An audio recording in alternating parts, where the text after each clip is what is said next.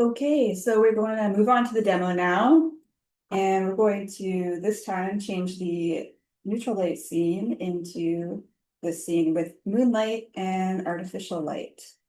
So if you want to use my file, it'll be easier for you to take the file that is in folder 4 in the course materials rather than the one from last week, because there have been a few adjustments made to this file, so it will be easier to have artificial light in this area. So one of the things that's been adjusted is the lampshade. I can just grab the other one so you can see what I mean. So you can see how the difference in the lampshade, it looks a lot more flat and boring how I've adjusted it, but that's what you would need. So when the lamp is illuminated, there's also some quick notes. Quick notes have some pictures on here of some lamps that are illuminated, differently colored lamps. So yeah, when it's illuminated from within, the light's usually strong enough to override any exterior shading on the lamp surface that could be ambient light, could be sunlight. Like we had previously, like even with ambient light, there's going to be one side that's receiving a little more light just because the ambient light is natural light in this case coming in from the window. But that kind of shading, right, where it's lighter on one side and darker on the other side, that's going to be overrid by the strong illumination that's so close to the shade coming through from the inside from the bulb, right? So we need to just have very boring looking shading on the outside, very flat, very even looking. And then, yeah, if there's also, you can see I've made the shading on the bottom of the pole a lot more simple as well, because you have to remember this whole area, it's going to be illuminated by the lamp, right? So it's going to be coming straight down.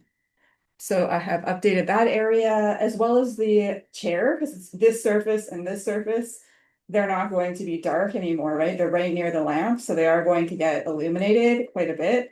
So you can see they were darker, they were further away from where the light's coming in, and especially when it's sunlight. Last time, these areas, it made sense for them to be darker right on the side, but it doesn't make sense if the light's going to be right here. So that's been painted on a little bit in the file. So if you're doing your own, these are all things you want to be taking into consideration. Also, another thing is I have a lot of bars, like that we all have the bars for the window, right? And then the sides of the bars on the window. And they're just kind of like random here. They're just like not grouped. So in my start file, you can see they are in two groups. So there's the window bars and then there's the sides, right? The sides of the window bars that are receiving more light, right? Because we want to be able to manipulate the color of those, like just plug something into them to make them a lot darker for nighttime. So they need to be organized like this because the sides are a much lighter value than the back of the window bar. So yeah, those are already grouped if you're using this file. And another thing that's here is we're going to make use of the window, the mask with the window shape on it from last time. We're going to make use of that. So we're going to reuse it. We're not going to be using these colors, but we're going to be using the mask. So those two layers are in here from the file last time with the sunlight coming through the window. So I have this reference I'm using. You can go back to your references you collected on the first day and use something different. Doesn't have to be the same one as I'm using, but something where you can see moonlight. And then the artificial light, you can make the lamp artificial light any color you want, but a lamp that looks like this, that's like pretty basic, like IKEA lamp kind of lamp, it's probably going to be like a whitish yellow light. But you can go for something different. You can go for something wild if you want. I'm not really referencing the artificial light in this picture. I'm just kind of more referencing the moonlight. So I'm going to turn this on and I'm going to Control U. And I'm going to try to get something that looks, maybe you can see on the quick notes that I have it. What I have is, oops, where you can see this color is in the window shape that's on the ground.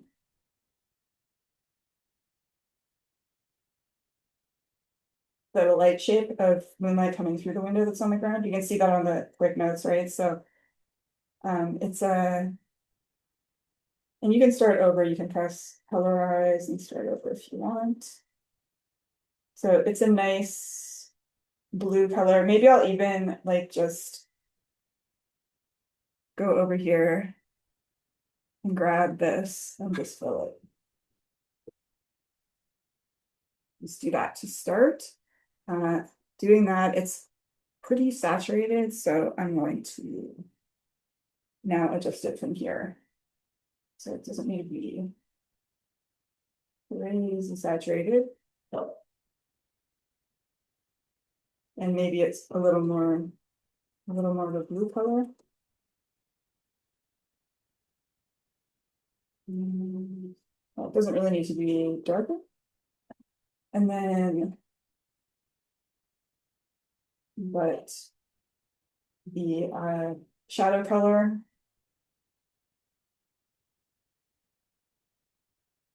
just grab something from here to start it off.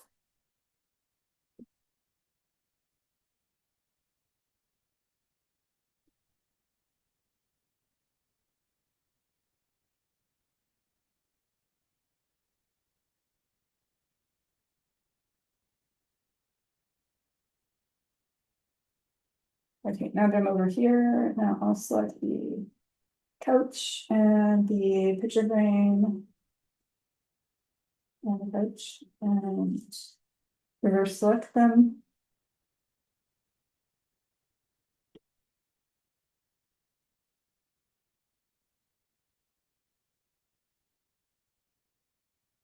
And that was control or shift control and I to reverse the selection.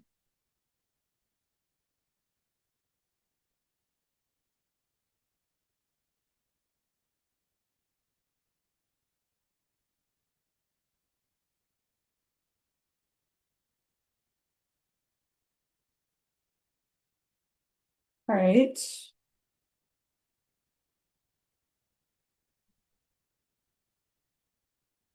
So I'm going to hit the color a little bit.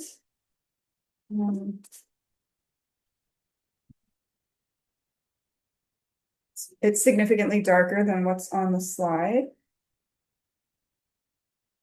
For simplicity, I'm going to put the exact same colors in here that I used previously. So for this one, I would be here.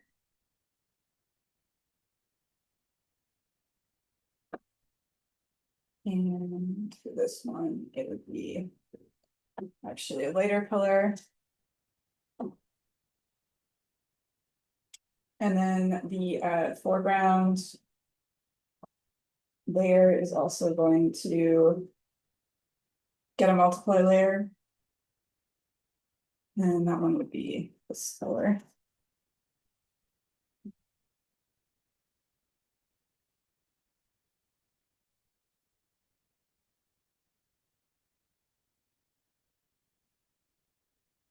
If ever it won't let you fill and it's making that weird sound, just go fill from edit.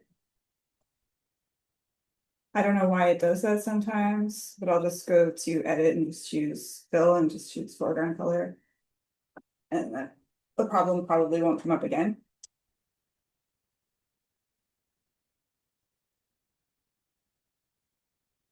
So I don't need all of this bloom over here either, and the lamp layer is on top.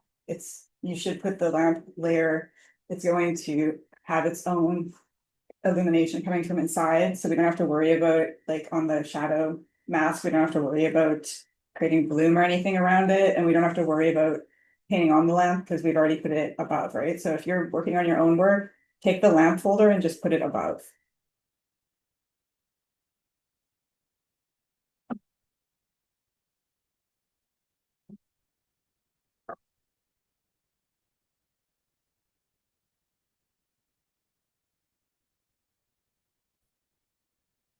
So the next thing to do is to clip a copy of the shadow layer, the multiply layer into the window bars group and adjust it as necessary.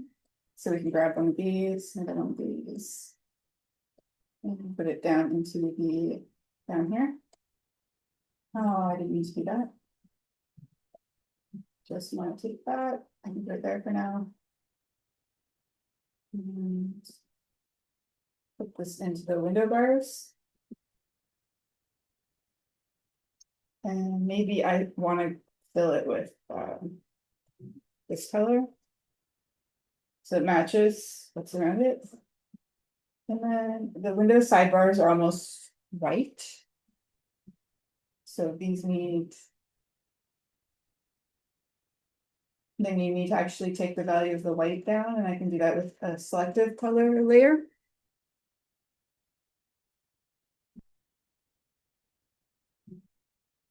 I'm just gonna, I have these settings on the slide, so I'll just keep them the same for simplicity.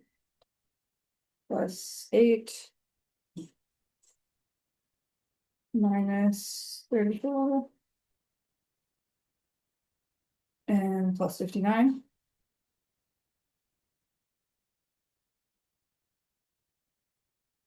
So there we go, another nice blue color. And then the actual outside area needs to be darkened as well. And the picture, the side of the picture frame too. So don't have any settings written down for this, but I can just basically try to get it similar to the reference. So I think the reason is because I think I started this way and then I ended up using a hue saturation layer afterwards. Or a levels layer, I mean.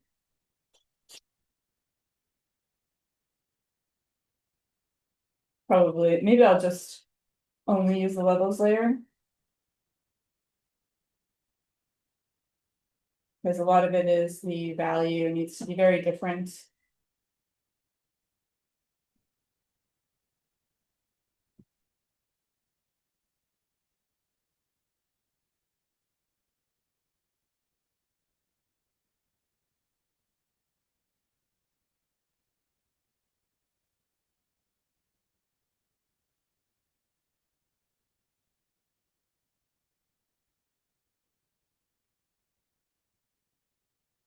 You know, there's all this green out there and I want it to be more of like a purple blue.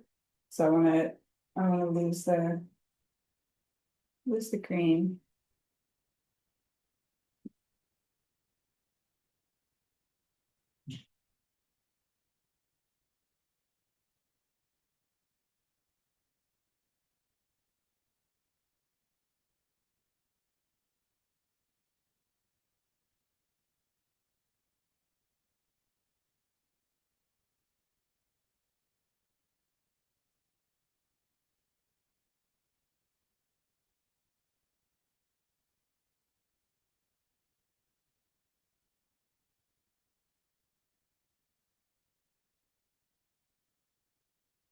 And I don't want too much detail out there. It can be distracting. And I also need to fix the windowsill.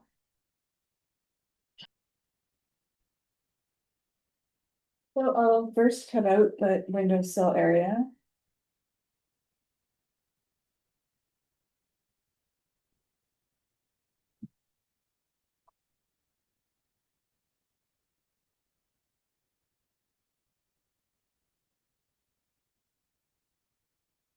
I need a little more space.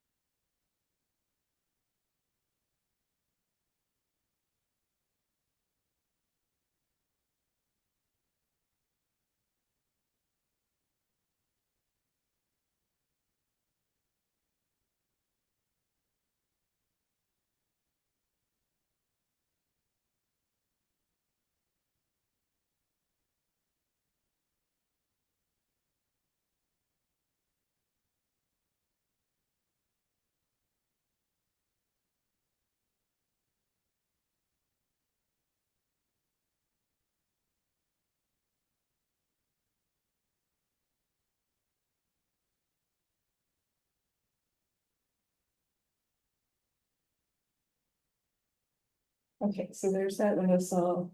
Uh, that area doesn't have the mask on it.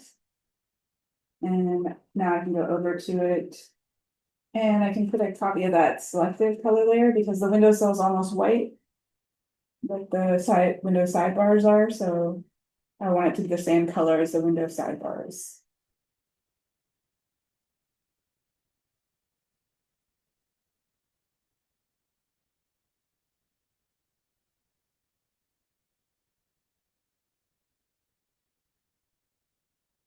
And I could go over here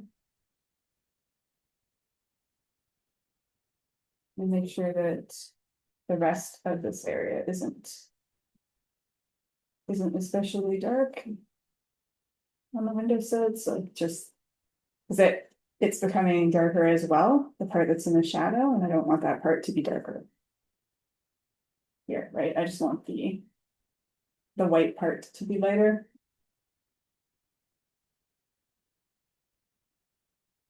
And there's a little bit of white that is sticking out over there, and I think that's coming from the wall. So I could just erase that so that it's not visible.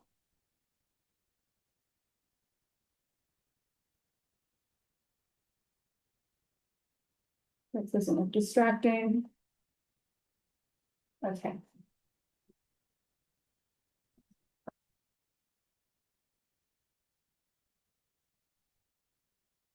Okay, so I want to go to the picture frame. And oh, I was checking my previous version here.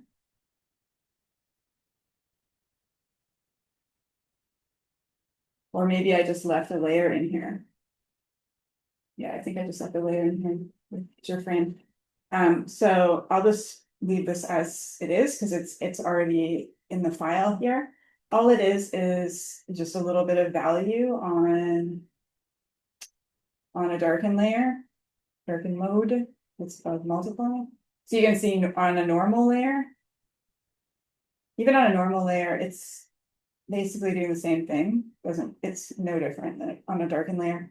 And the value itself, if I turn this off, it's just like if I turn off the light, it's just grayscale. Doesn't have to even have a color, right? And it's just so that it's not bright white on the edge of the picture frame. It wouldn't make sense, right? And that's how it would be. It would be like a whitish, really light value. If I didn't put something there to darken it, we can actually look at it.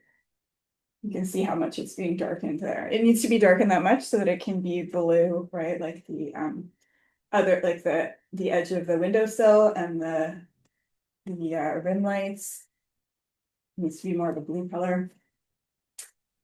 Actually, this ring light on here, it could probably be more of a blue color too, but the chair is actually like a warm color. It's like a pinky reddish kind of couch. So it's not going to, if blue light falls on it, it's not going to look super blue. So I'll just leave that one as it is. And now the next thing is to plot out where the shadow shape is going to be.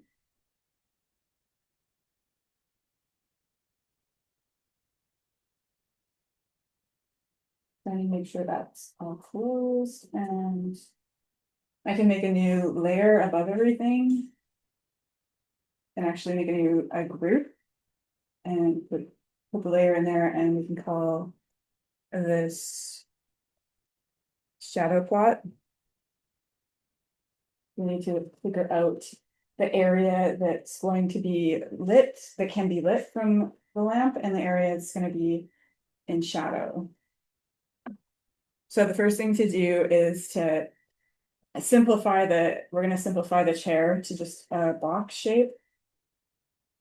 I'm going to pick a warm color to do that with and use the line tool on pixels. Let's see how big it is. Okay, it's just like a small size.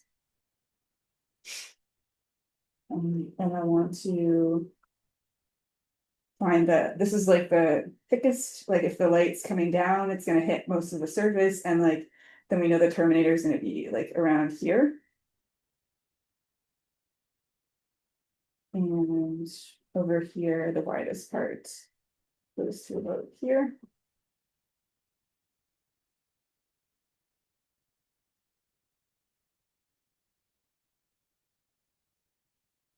So it's going to, if the light's coming down this way, it's gonna block the light, this arm of the chair, it's gonna block the light all the way down to the ground.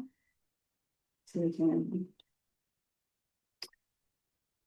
draw some lines going straight down. I'm just pressing shift to draw those lines. They actually probably come down even a little further than that, so. Actually, yeah, I'm just thinking about how far underneath the chair the legs are. So this might be a little bit in front. This might be like maybe to there.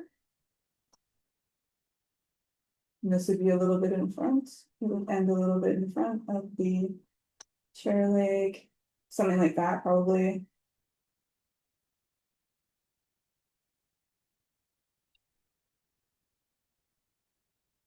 Wow.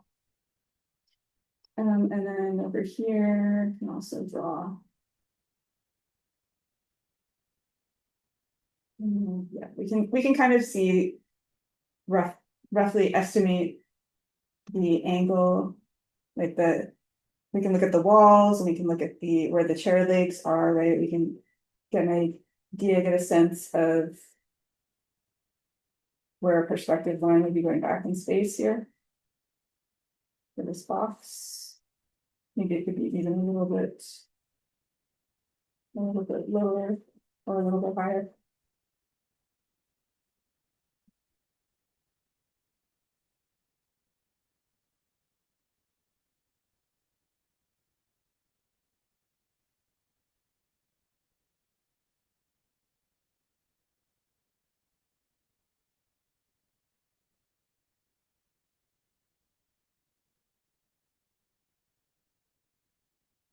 And we probably don't really need any more lines than that. And we could turn this down so it's not super distracting.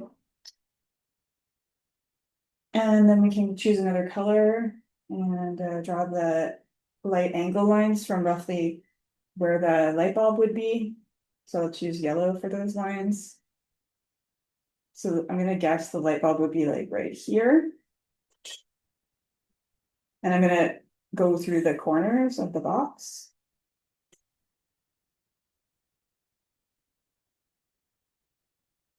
Go right back to the light bulb. And go through the corner of the box again. And go through this corner. And I'm going to, I'll turn that down a little bit too, so it's not super distracting. And then I'm going to choose like an orange color for the light direction lines. It'll be from the base. So if we imagine like on the pole, like where the pole would, if we look at this base of the lamp and think about where the center of it is that's going to be where the other vanishing trace point is. It's right below this one, or the other the point at the base of the local light source where we're going to draw the light direction lines from. So we can go through this corner, which is really nearby. And then we can go through this one here.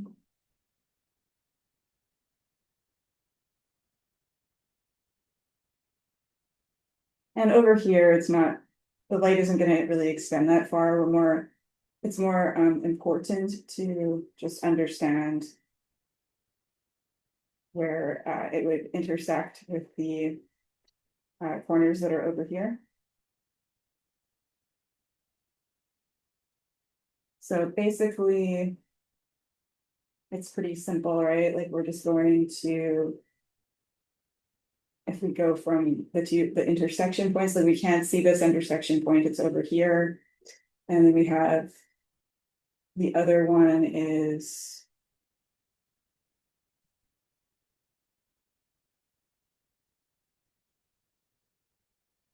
we don't really see the other one, it'd be like over here.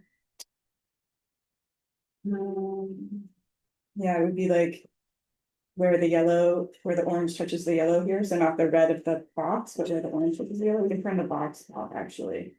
That's easier. And then we can make a white line from this intersection point to where this one would be, which is like over here. And then there'd be another one like roughly over here, right? So we can just go like this.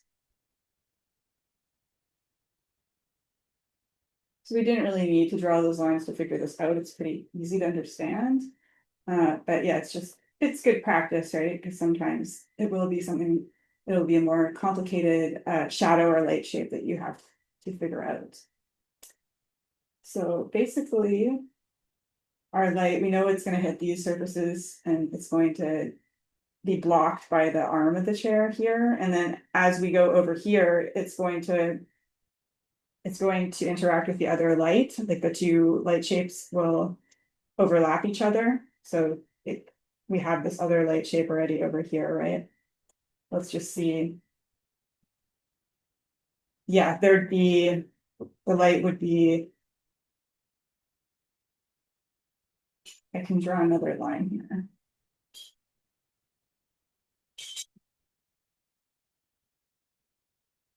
That's the yellow, this is the,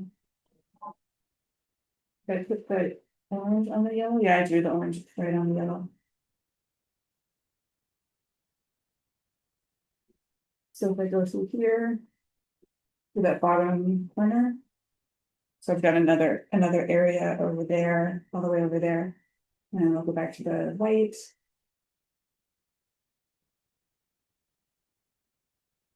So with my intersection points here, and it comes over here.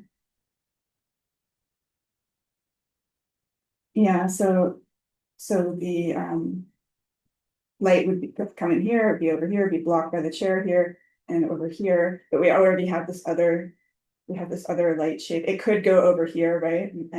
But that's pretty far away from this light. So you could even be adding like the warm color that this light will be in this area. You could add more over there, but in this area it's going to be blocked. And in this little corner area, it's going to blend with the blue a little bit there because that is an area where it would be strong. So basically we just have this to show us like where the box shape of the chair is blocking out the light.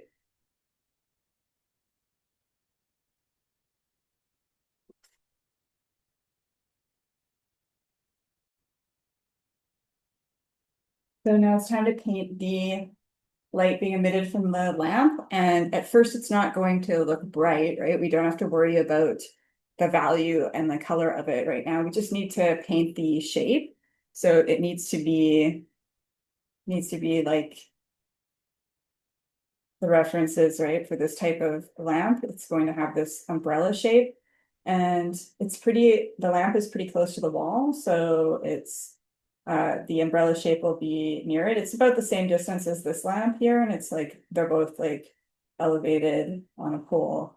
So I would just use, this is a really good reference, but this one is a lighter value, right? It's more illuminated. So it's good for the value reference. So just to keep things fast, because there's a few things I want to get to, I'm just gonna go to like when I did it previously, and I'm gonna select. I'm gonna make this selection, but I'll close this back out. And yeah, what I'm doing is I'm gonna put everything here in a layer or in a folder. And then on that folder, it's going to be the ambient light and shadow folder.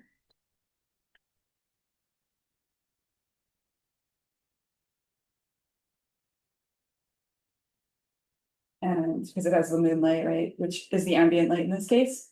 You could put moonlight and shadow folder if you want. So I already have a selection from when I previously painted, so just to speed things up, I'll use that. So I'm going to make a mask, and you can see that umbrella shape is there. So of course I'm using a soft brush at the edge, or I may have used, and like pay attention to this too, like there's the top surface of the trim on the wall is getting hit pretty hard, right? And then there's the umbrella shape is falling, it's falling off, like the light is really strong over here, and then I like was using a soft brush, so it's becoming less down here. So there's still some shadow down there getting towards the corner. But then it is hitting the top surface of the trim quite hard. And then the top surfaces of this whole area, right, of like the floor area, that's been masked out as well. And actually the curtains have been masked out on here. So there's a little area on top of the lamp that would also be possibly be getting hit. That I could put in there. I didn't do that last time, but, and I'm gonna let go of the selection, make sure I don't have a selection. Oh yeah, so if I want to put a little area, because the lamp's up here, right, it's above. So I would have to paint on that, plug another layer into the lamp and paint a shadow on that. So I might do that later, but for now, I will make some adjustments next to the colors of things.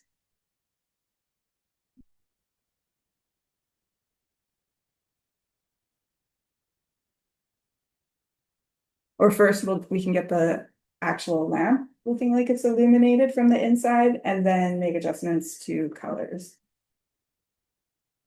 So for the lamp, the first thing I did to it was I used a highly illuminated color on overlay layer, and you can see on the quick notes, it's like an orangey kind of color.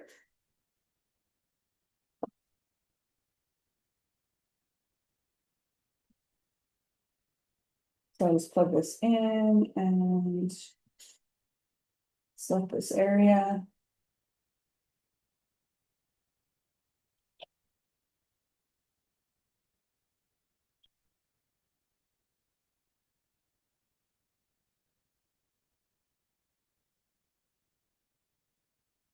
We'll fill it with, I'll choose an orange color and fill it.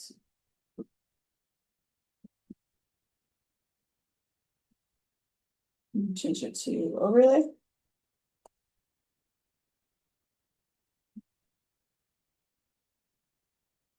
Oops. Overlay.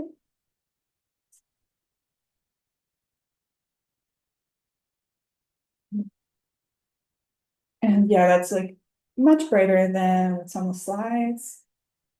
So I'll just turn it down a bit. Make it kind of like, I like it being a bit of more of like a peachy color.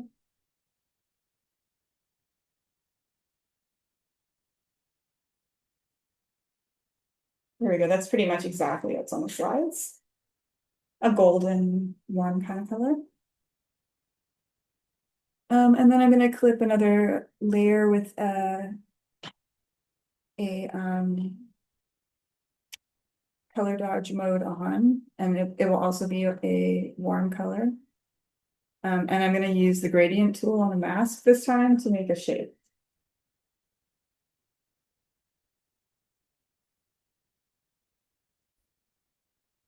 I could start by just grabbing a copy of it and put a black mask on it.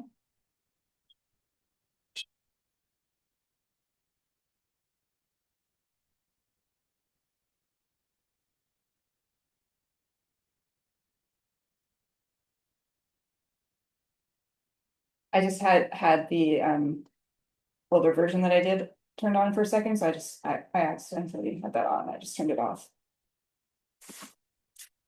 Sorry to confuse anybody.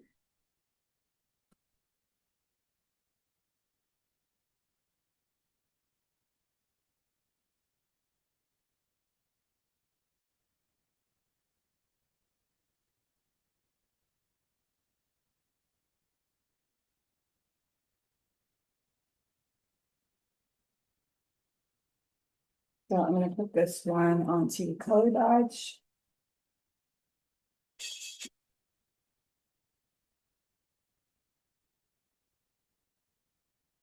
You can see how it looks. It looks super bright above the mask. I'm gonna grab the gradient tool, the one that has a line through it.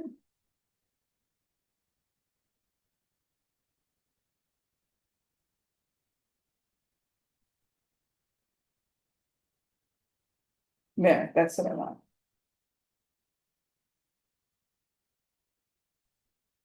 And if I hold shift, I can make that really straight.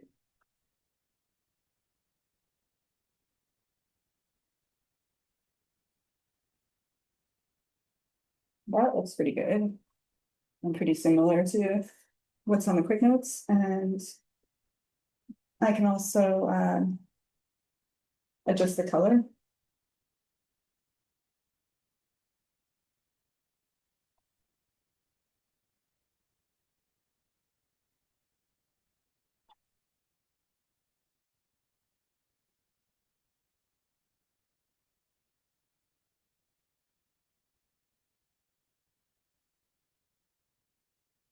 Okay, that's good.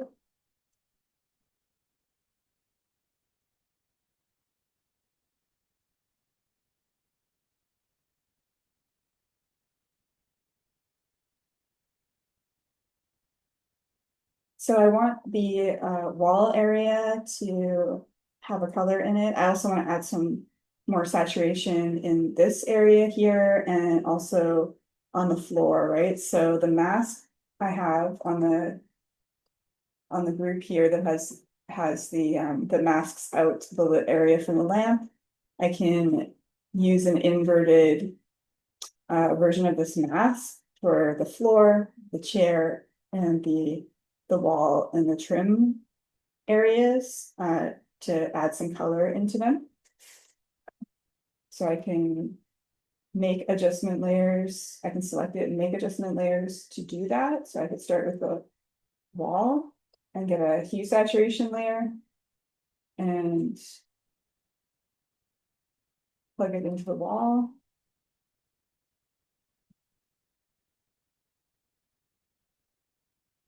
And I need to invert this. Control I, so it's inverted. You can see how I can add in my saturation to that. So if I want that to be more of a yellow color, probably not green, but maybe a little more towards yellow, like that much. Even a little tiny bit more.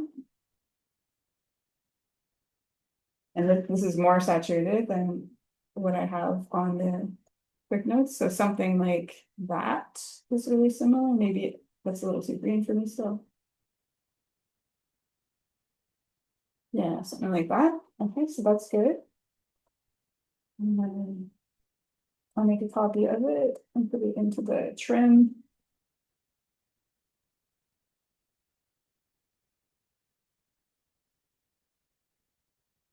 It's inside a folder right now, that's why that now it's in the trim, so you can see the trim is affected. And I want to put it in the carpet.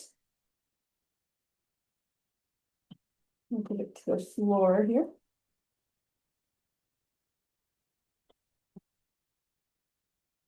And I don't need it to be, like, you can see how the value became a lot more dark. Don't want that, so I'll keep it the same value. So if I turn it off and on, when it's off, it's lighter, or no, it's darker. So now I made it too light.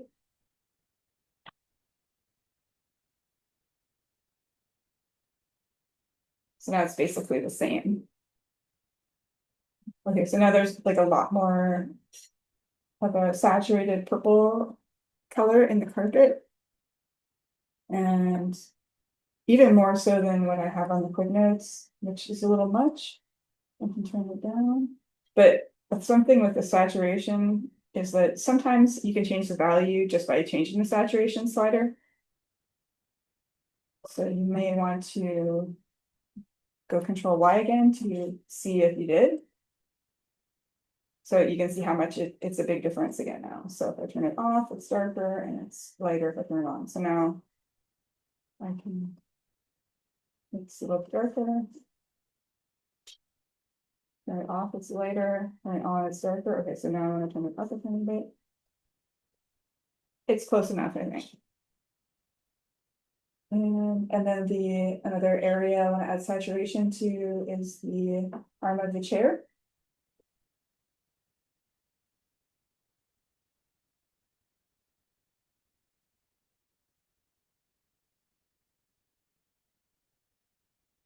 Mm,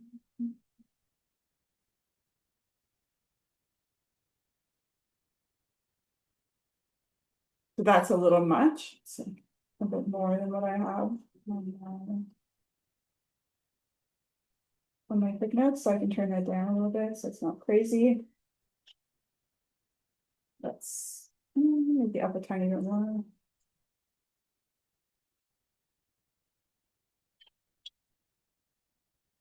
That looks pretty good.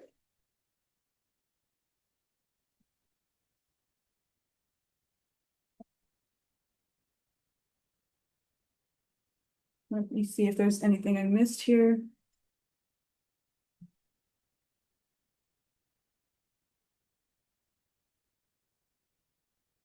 Okay, so on my quick notes, I used a different layer. I used the color balance on the floor, but it doesn't matter. Like I got a similar looking result. Like you could actually the color balance might have kept the darker areas in the light shade. If I do the color balance for the floor instead, and then copy the settings, the darker areas might have stayed a more saturated color.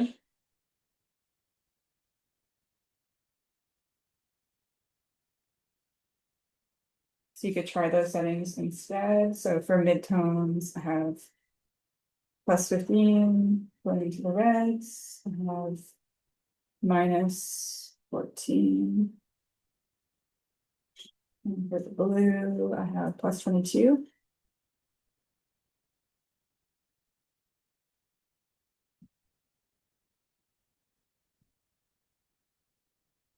And for the shadows, I left it alone. And for the highlights, I just remove a little bit of green. So yeah, it's a really similar result.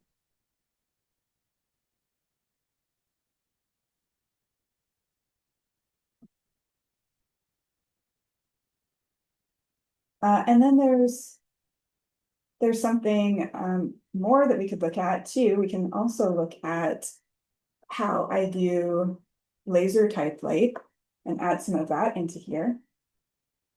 So you can see I have an example here.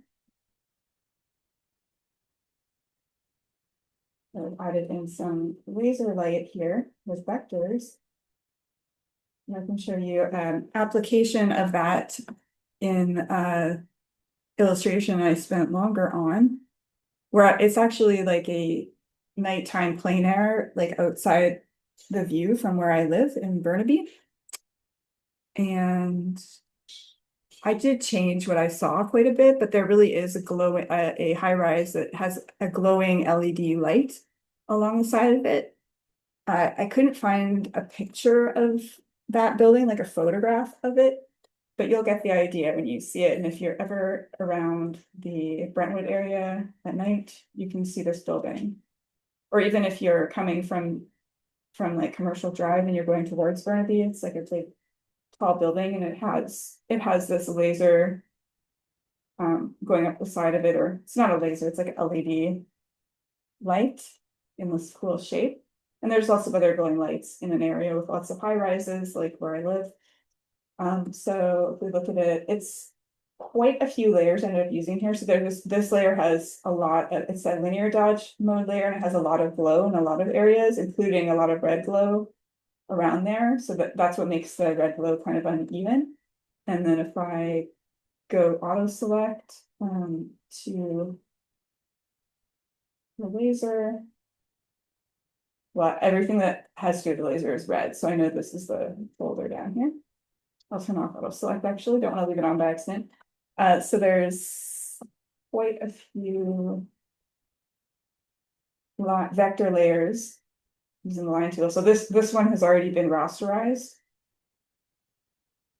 And it has this banding effect to it. It might have been like a vector line that has the preset that has little dots, and then I use motion blur. I think that's what I did to get that shape. And then this one is, it has outer glow, so it's a red stroke that can be moved, right? It can be moved with the, like if I were to move this, right, it'll go with it. And then an outer glow has been added to that. And then there's another one above that's similar, that also has outer glow, and it's also still a vector shape, so I could move that as well. So it's even more interactive, like if you can have multiple layers of glow coming off of the LED or neon light, laser light. If you have it all on one layer, like you just have one vector layer and then you have multiple effects on it, and you can move it around, right? So I looked at some processes people use for this, and I did find that there's a way you don't have to use so many layers, you can get a pretty good look. So we can just add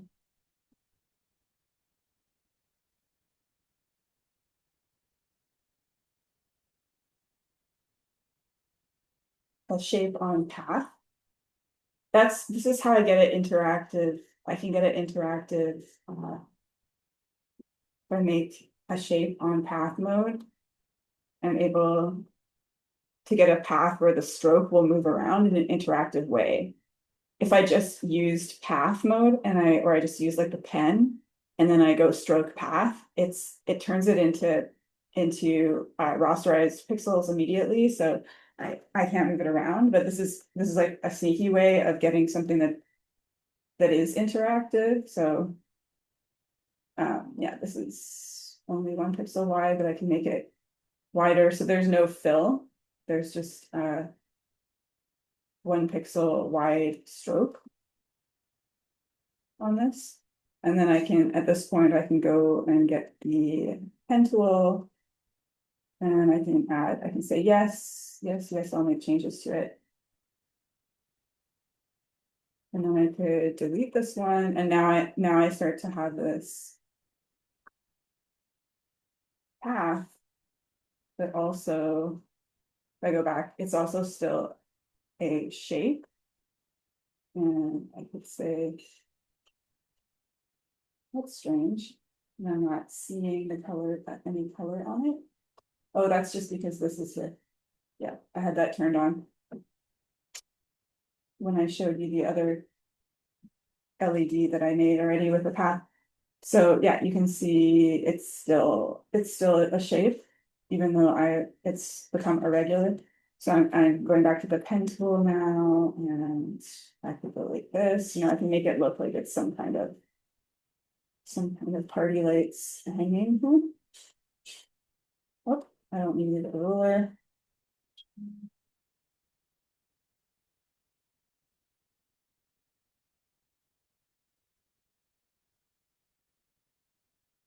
Sometimes on the end, you only get one Bezier handle, and that's not that useful. So I'll just put that endpoint up there. Do the same with this one. And then just pull those handles out.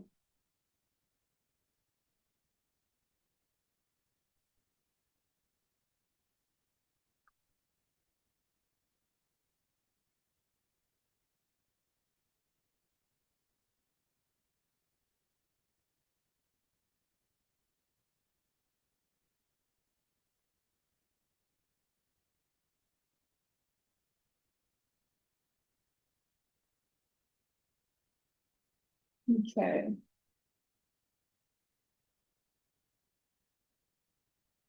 so that I have a path with a thickness and a color to it to start.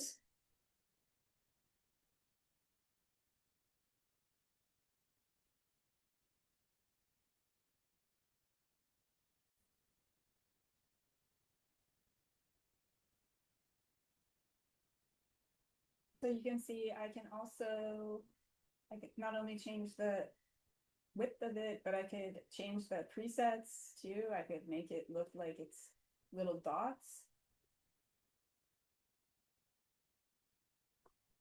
Maybe I will do little dots this time. And dashes don't make that much sense, but little dots do.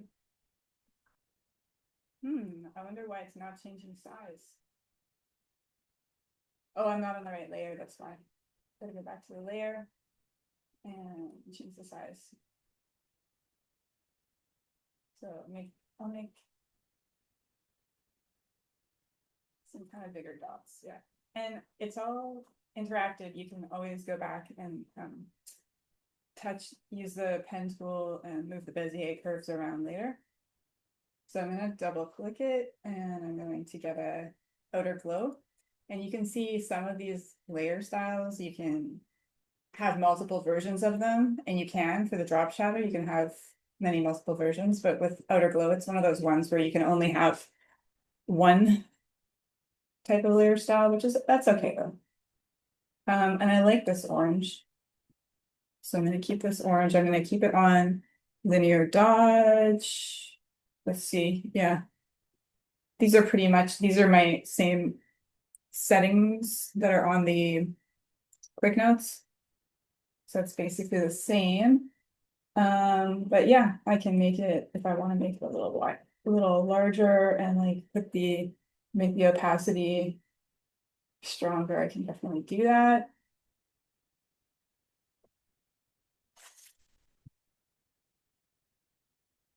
And maybe I want the actual, like the original color to be, not to be orange. Maybe I want it to be like a white color.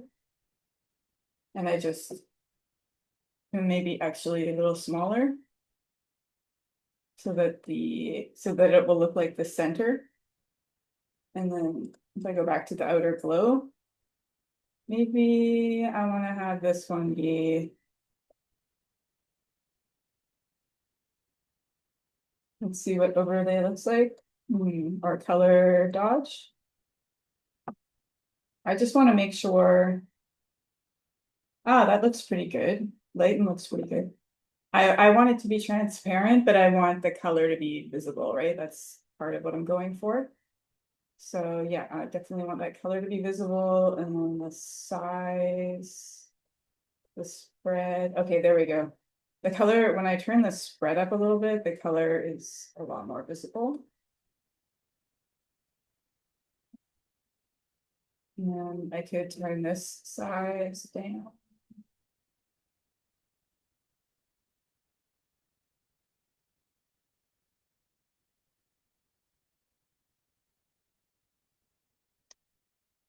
Go back to the layer styles.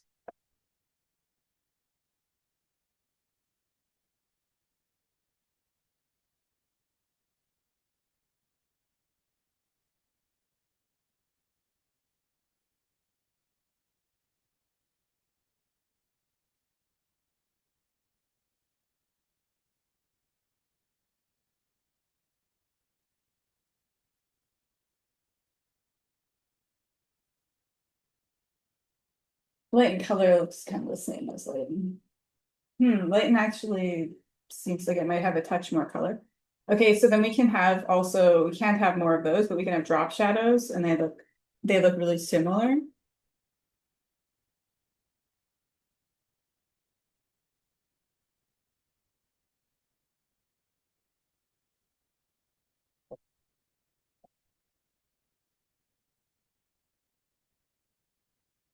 And you don't want to go for the orangey color.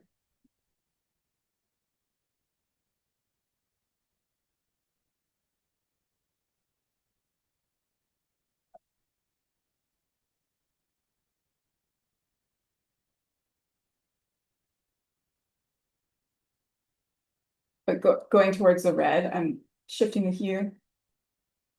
And yeah, I don't want to use this because then it will look like a drop shadow. It will move away. It won't be like directly below the layer that it's on, because I just want it to look like another glow that is reaching out a little bit further. So you can adjust the size and stuff, you know, to make it look like it's spreading out a bit more. Okay, so there's one of those, and then we can put another, you can put a second drop shadow. And this one I'll have it on pure red.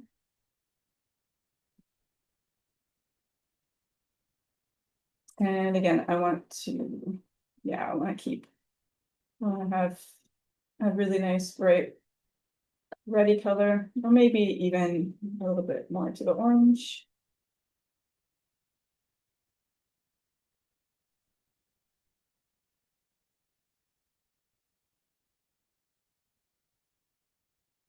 Have this one spread out really far.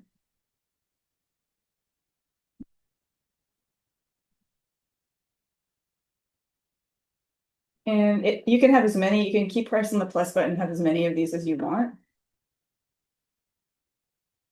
And then also, like, you shouldn't stop there, right? You should also paint on behind it a little bit so it looks like it's actually affecting the scene, because it doesn't really right now. But like I could go, it should be really affecting the curtains and the wall. That could take a while to make sure it's affecting everything.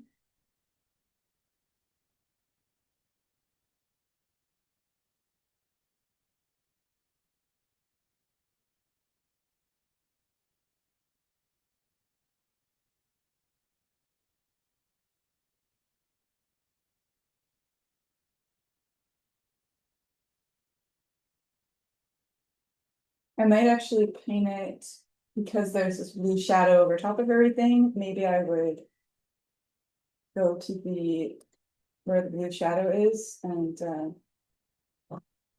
maybe put another layer inside here. Um, and give it like a really bright color. Dwelling.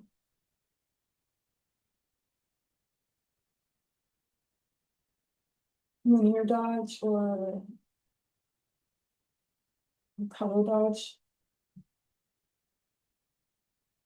Probably linear dodge, I think. And then the mask on it, and I'll paint some of it, and then after I paint some of it, then I'll decide if I want to change the color more.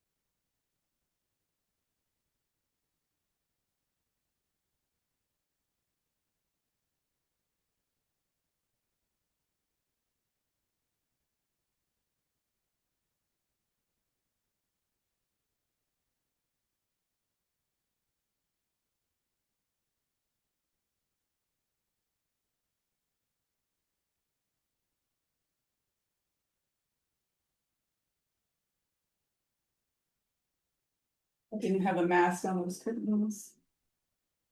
But I keep the mask here.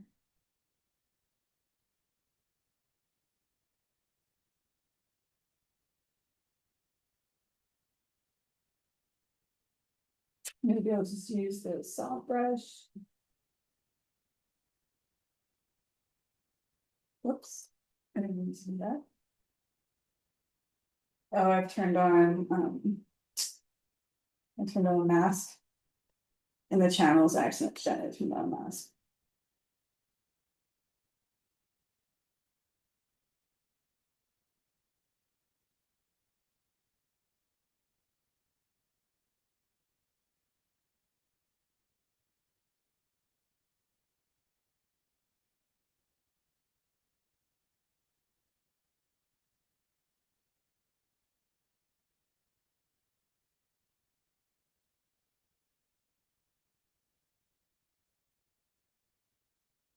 So I can't, if it's on linear dodge, I can't really make it more saturated than that unless I make it also darker.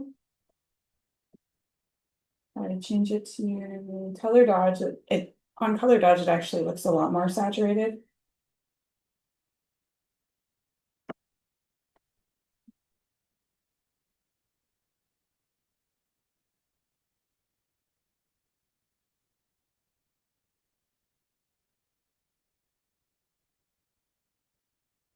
So yeah, you can go about painting it nicely, to make it look like it's hitting things a bit more, even in the window area. But you want to make a bunch of selections and like, mask it so that it doesn't just look like random soft brush painting. But I'll leave it at that, and wait and see what you guys do.